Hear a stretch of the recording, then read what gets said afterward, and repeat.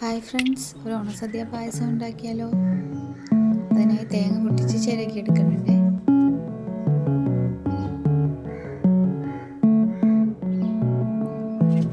പിന്നെ 1/2 കിലോ പരിപ്പാണ് ഞാൻ എടുത്തത്.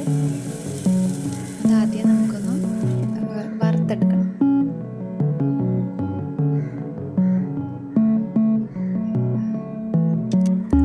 ആ സമയത്ത് ഞാനിപ്പോഴത്തെ 3 കട്ട ശർക്കര ഉരുക്കാൻ വെച്ചിട്ടുണ്ടായിരുന്നു.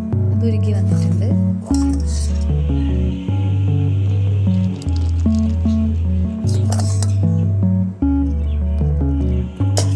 പരിപ്പ് കഴുകി കുക്കറിലിട്ട് വേവിച്ചെടുക്കുന്നു.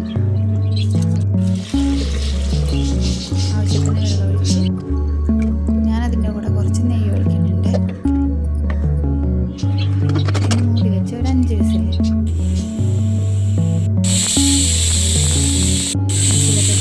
പരിപ്പ് റെഡി ആയിട്ടുണ്ട്.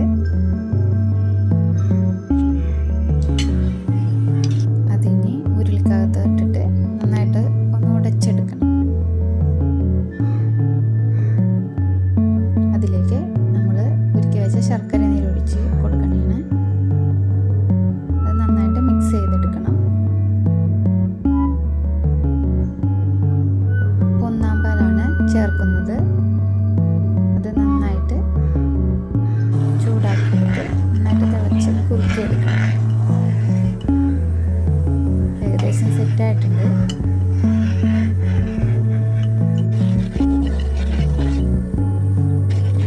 നമുക്ക് രണ്ടാം പാല് ചേർത്ത് കൊടുക്കാം.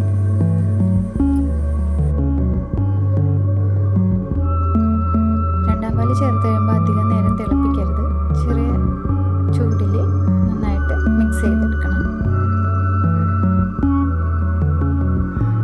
ഏലക്ക പൊടിച്ചതാണ്, അത് ചേർത്ത് കൊടുക്കാം. ഇനി നമുക്ക് ഒരു പാൻ വെച്ചിട്ട് കുറച്ച് സാധനങ്ങൾ വറുക്കേണ്ടതുണ്ട്. അതിനായിട്ട് നെയ്യ് ഒഴിച്ചു കൊടുക്കും.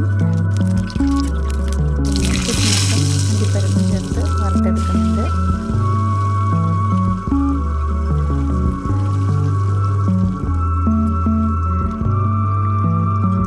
രണ്ട് നാളികേര കൊത്തും കൂടി ചേർക്കുന്നുണ്ട്. കുറച്ച് എള്ളും.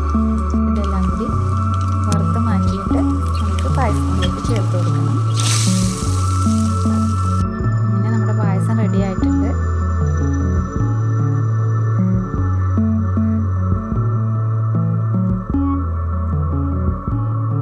എല്ലാവരും ഒന്ന് ട്രൈ ചെയ്ത് നോക്കണേ.